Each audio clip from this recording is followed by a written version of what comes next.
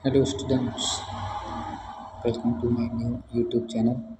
तो आज जो हम केमिस्ट्री में टॉपिक है उसका नाम है सांद्रता। तो सबसे पहले आज सांद्रता के बारे में बात करते हैं। सांद्रता होती है किसी विलयन का गाढ़ापन। एक विलयन जितना ज़्यादा गाढ़ा होगा वो उतना ज़्यादा सांद्र होगा। अगर विलयन कम गाढ़ा है तो वह कम सांद्र होगा।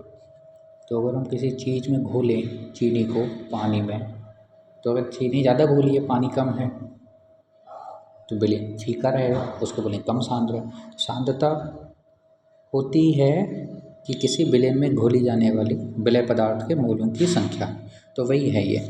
देखिए, जो सांद्रता है वो है किसी विलयन में घोले जाने वाले विलय पदार्थ के मोलों की संख्या को विलयन की सांद्रता कहते हैं।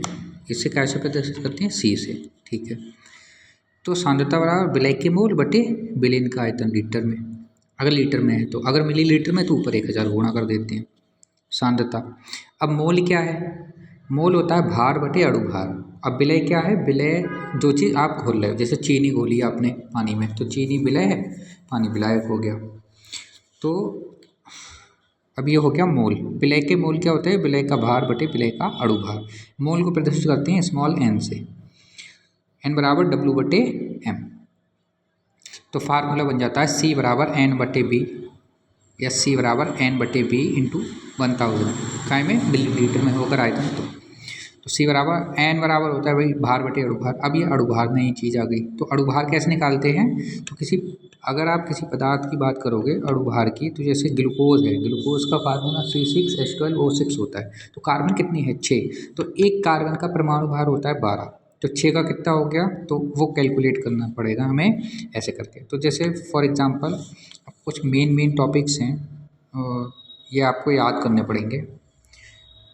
पोटेशियम 39 होता है परमाणु भार, सल्फर 16, जो मेन है बस वही है। Nitrogen 14, carbon 12, hydrogen 1, oxygen 16, sodium 23, sulphur 32, chlorine 35.5। अब अगर हम बात करें पहले NaCl का अणुभार, तो सबसे पहले Na लिख लो फिर Cl लिख लो।